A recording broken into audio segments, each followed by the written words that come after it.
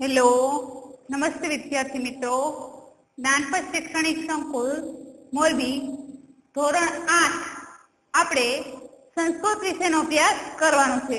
તો સંસ્કૃત વિષયના અભ્યાસમાં આપણે 1 થી 5 પ્રકરણ છે તે આપણે સમજી ચૂક્યા છીએ। પાઠ્યપુસ્તક ખોલશો એટલે તમને સમજાઈ જશે। તો પછીનું જે પ્રકરણ છે એમાં પુનરાવર્તન 1 આપેલું છે। તો આપણે આજે પુનરાવર્તન 1 છે તે પણ સમજી લઈએ વિડિયો મારફતે।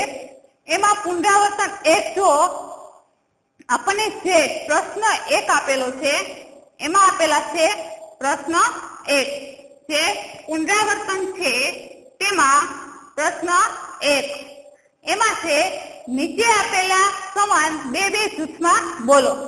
એટલે આપણને સંવાદ આપેલા છે। સંવાદ એટલે તો કે વાતચીત। તો સંસ્કૃતમાં આપણે આપણા મિત્રો સાથે વાત પણ કરી શકીએ। તો વાતચીત દ્વારા જે આપણને એક સંવાદ સમજાયો છે તો એમાં બે વ્યક્તિ છે। કોણ છે? સુધીર અને સુધા। સુધીર અને સુધા। તો એ આપણે પેરેગ્રાફ સમજીએ। એમાં છે સુધીર નમસ્કાર। તો અહીંયા આપણને ખાલી સંવાદની વાત કરવાની છે તોય છતાં આપણે એનું ગુજરાતી કરી લઈએ જેથી આપણને સમજાઈ જાય। સુધીર નમસ્કાર એટલે સુધીરે કીધું નમસ્કાર। સુધા નમસ્કાર મહોદય। મહોદય એ માનવાચક શબ્દો થયો। મહોદય એટલે કે મહાશય તમને પણ નમસ્કાર। સુધીર ભવત્યા નામ કિમ। શું છે? ભવત્યા નામ કિમ એટલે કે છે કે તમારું નામ શું છે? સુધા મમ નામ સુધા। શું કે છે? મમ નામ સુધા એટલે મારું નામ સુધા છે। પછી પાછી પ્રશ્ન કરે છે સુધા કે ભવત નામ કિમ। શું કીધું? ભવત નામ કિમ એટલે કે તમારું નામ શું છે? સુધાએ કે મારું નામ સુધા છે તો તમારું નામ શું છે? તો શું કીધું કે મમ નામ સુધા ભવત નામ કિમ તમારું નામ શું છે? સુધીર મમ નામ સુધીર મારું નામ સુધીર છે। ભવતી કી કરોતી। ભવતી કી કરોતી એટલે કે છે કે તમે શું કરો છો? સુધા અહમ અધ્યાપિકા અસ્મિ। અધ્યાપિકા એટલે કે શિક્ષિકા। હું શિક્ષિકા છું। ભવાન કી કરોતી તમે શું કરો છો? સુધીર અહમ અપી અધ્યાપક અસ્મિ તો કે હું અહમ અપી અધ્યાપક અસ્મિ હું અહીં અધ્યાપક છું એટલે કે હું શિક્ષક છું। પછીનું છે આપણે આરોહ સાથે પ્રશ્ન 2 છે એના આપણે ઉચ્ચારણ કરવાના છે। ચરણ્યો ચરણ પછી છે પ્રણામમ પ્રણામમ પછી છે વાગીશ્વરી વાગીશ્વરી પછી છે શરણ્યા શરણ્યા પછી છે રુચિરાભરણા રુચિરાભરણા પછી છે પંકજમ પંકજમ ત્યાર પછી છે મતિરાસ્તા મતિરાસ્તા પછી છે કુંઠવિષહારિણી કુંઠવિષહારિણી અને પછીનું જે આપણે પ્રશ્ન 3 છે તે આપણે જે પ્રથમ શ્લોક છે સંજ્ઞા છે જય જય હે ભગવતી સરસ્વતી શારદે એનો આપણે શ્લોક છે। ત્યાર પછી જે ફકરાનું છે વાંચન કરવાનું છે એ પણ તમે કરી શકશો। હવે જુઓ પ્રશ્ન 5।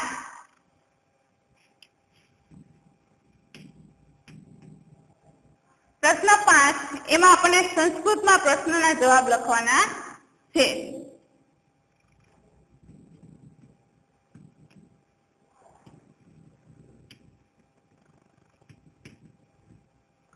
એમાં પ્રશ્ન 1 નો જવાબ। તો પ્રશ્ન 1 પહેલા શું છે? એકલવ્ય કી પઠિત ઇચ્છતિ સ્મ। શું કે છે? એકલવ્ય કી પઠિતમ ઇચ્છતિ સ્મ એટલે આપણને એમાં પ્રશ્ન કર્યો છે કે એકલવ્ય શું ભણવાની ઈચ્છા ધરાવે છે? તો એમાં આવશે આપણે એકલવ્ય ધનુર્વિદ્યા પઠિતું ઈચ્છતી સ્મ, એટલે કે છે એકલવ્ય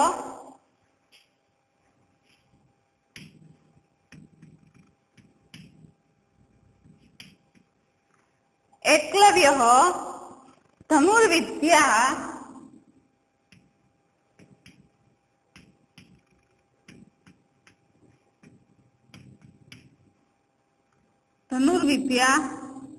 પઠિતમ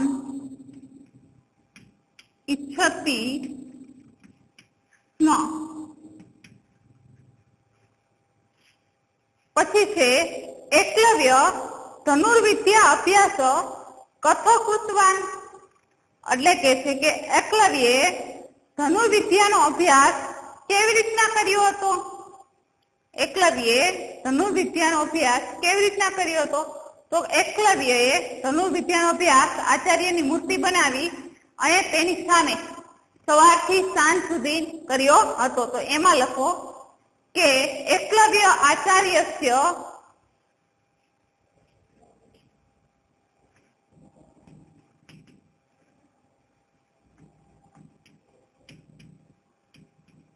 એકલવ્ય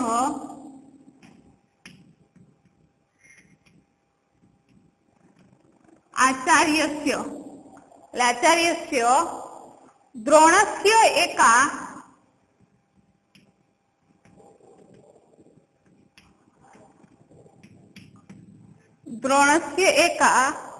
મૂર્તિમ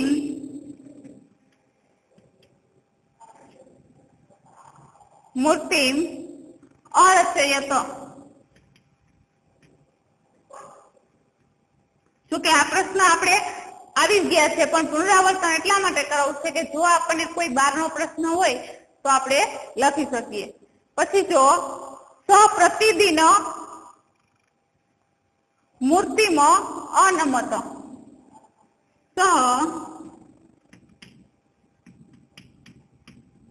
પ્રતિદિન મૂર્તિમાં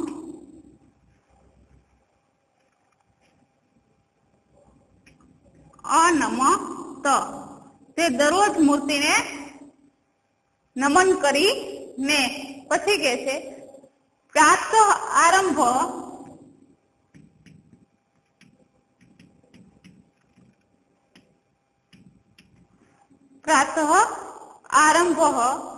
સાયંકાલ પર્યત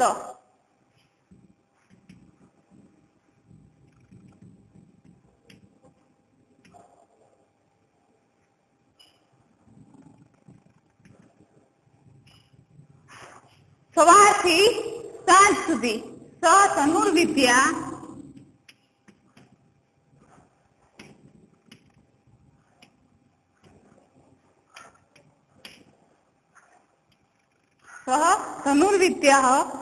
અભ્યાસ કરોતુ.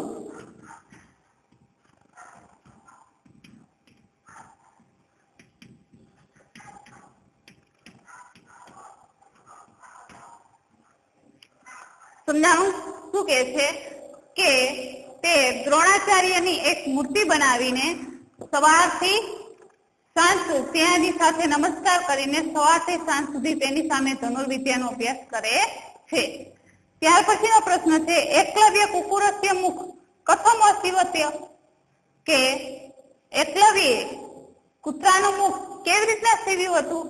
તો એમાં છે એકલવ્ય કુકુર મુખ બાણે અસીવિત્યમ, એટલે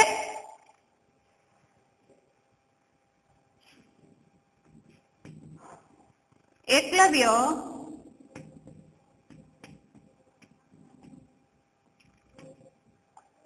કુકુર મુખ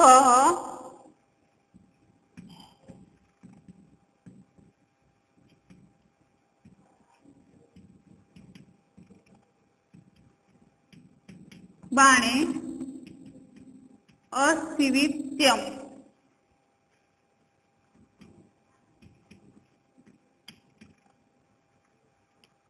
એટલે કે છે કે એકલવ્યે કૂતરાનું મુખ છે તે બાણથી સીવ્યું હતું.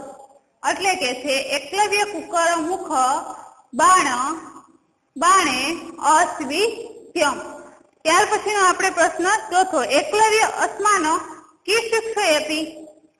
શું કે છે કે એકલવ્યથી આપણને શું શીખ મળે છે? તો એકલવ્ય અસ્માન શિક્ષયતિ, એકલવ્ય દ્વારા આપણને શીખ મળે છે સ્વયં જ્યોતિ સ્વયં પ્રજ્ઞા ચ ભવતુ ઇતિ. શું કે છે?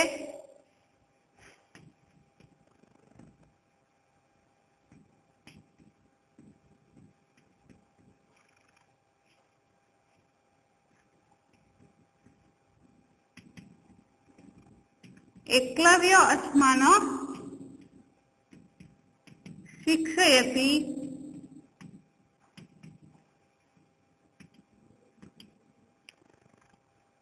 સ્વયં જ્યોતઃ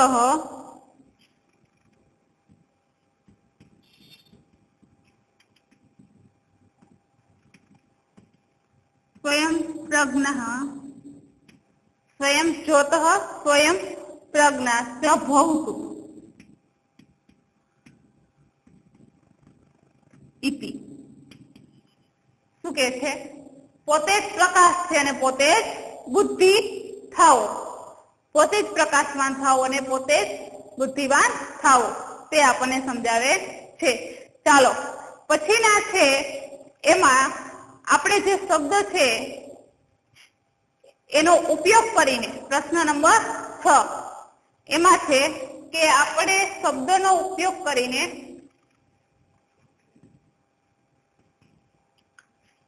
પ્રશ્નાર્થ વાક્યમાં ફેરવવાના છે. કૌંસના શબ્દ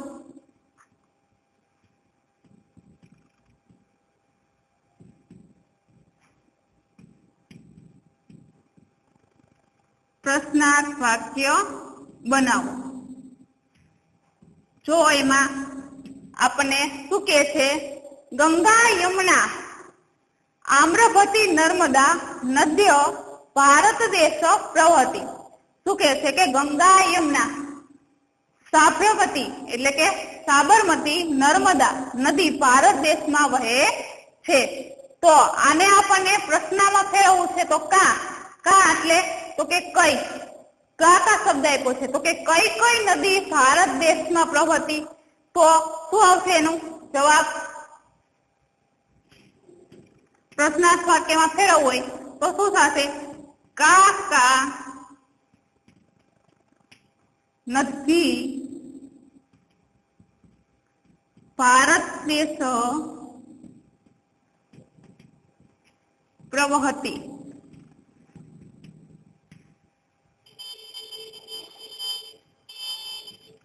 પ્રશ્નાર્થ વાક્ય. ત્યાર પછી છે ગંગા શ્રેષ્ઠ નદી અસ્તિ. તો ગંગા છે તે શ્રેષ્ઠ નદી છે. તો એને આપણે પ્રશ્નાર્થ વાક્યમાં ફેરવવું હોય તો શું હશે? કા નદી શ્રેષ્ઠ અસ્તિ?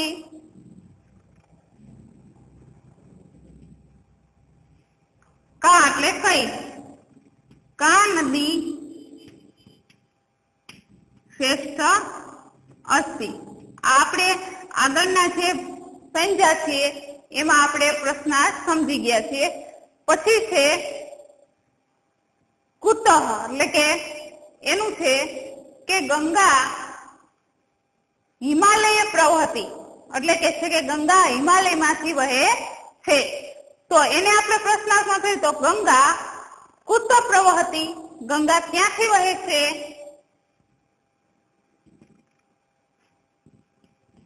ગંગા કુત પ્રવહતી એટલે ગંગા ક્યાંથી વહે છે? ત્યાર પછીનો છે પ્રશ્ન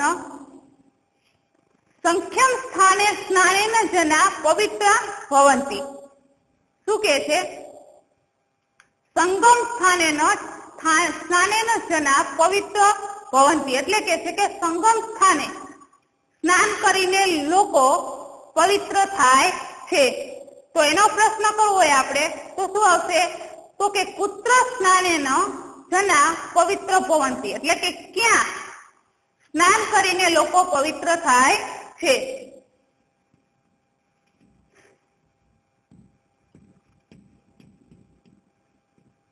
કુત્ર સ્નાનેન પુત્ર સ્નાનેન જના પવિત્ર ભવતિ.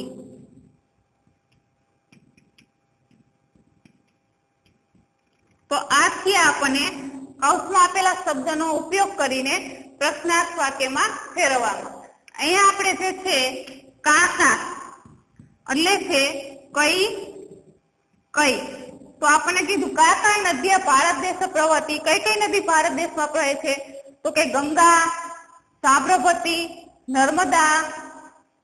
પછી છે કા નદી શ્રેષ્ઠ અસ્તિ. એટલે અહીંયા કા આઠવાનું થશે કઈ. તો કઈ નદી શ્રેષ્ઠ છે? તો કે ગંગા. પછી છે ગંગા પુત્ર પવતી. અહીંયા પુત્ર એટલે કે ક્યાંથી? ગંગા ક્યાંથી વહે છે? તો કે ગંગા હિમાલયમાંથી વહે છે. પછી છે પુત્ર સ્નાનેન જના પવિત્ર ભવતિ. એટલે કે કેમાં સ્નાન કરીને લોકો છે તે પવિત્ર થાય છે? તો કે સંગમ સ્થાનેમાં. તો અહીંયા આવશે પુત્ર એટલે ક્યાં. તો આ ક્યાં શબ્દનો આપણે પ્રશ્નાર્થ વાક્ય. ત્યાર પછી આપણે ચિત્ર આપ્યું છે. ચિત્ર જોઈને આપણે વાક્ય લખવાનું છે. તો તમે ચિત્ર જોતા જશો. જો પ્રશ્ન નંબર 7 ચિત્ર શેનું આપ્યું છે? એક પુસ્તકની ઘણા બધા પુસ્તક છે અને બાજુમાં એક છોકરી ઊભી છે.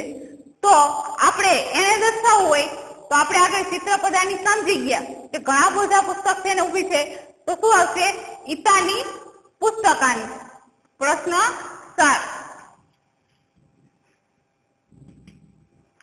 એમાં પહેલું શું આવશે? ઈતાની પુસ્તકાની.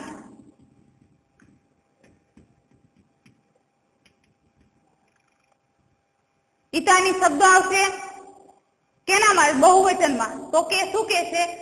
ઘણા પુસ્તકો છે. ત્યાર પછી આપણે પૂછે કે ભાઈ ઉભા છે અને પોતાના આ રીતના આંગળી રાખી ઉભા છે. તો એનું શું આવશે? યહમ યુવક.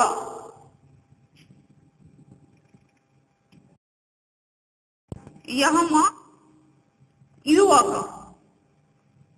પછી ત્યાર પછીનું જેવો કે છત્રી છે અને તેની સામે છોકરી ઊભી છે.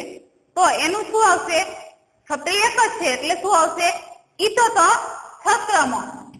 ત્રીજું છે ઈતો તો છત્રમ. પછીનું ચિત્ર જો વાઘનું ચિત્ર છે અને બાજુમાં છોકરી ઊભી છે. વાઘનું ચિત્ર છે અને બાજુમાં છોકરી ઊભી છે. તો એનું શું થશે? તો કે ઈસો વ્યાઘ. ઈસો વ્યાઘ. આ વાઘ છે.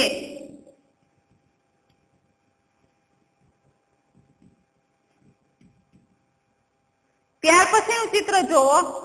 તેનું આપેલું છે મૂર્તિ છે અને બાજુમાં છોકરો ઉભો છે. તો એનું શું આવશે? ઈસહ પ્રતિમા.